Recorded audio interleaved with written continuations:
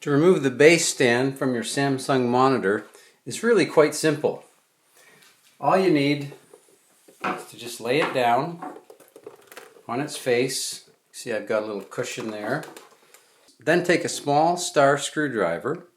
So with it laying down, come in and have a look underneath at the base stand. You're going to see two screws at the base of the monitor. Those are what we're taking out. Now here's a little tip. If you happen to have a small, strong neodymium magnet, throw it near the tip of your screwdriver, and then as you remove your screws,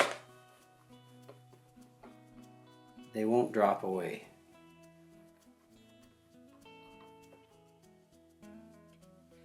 And with the two screws removed, this just lifts right out. Simple as that.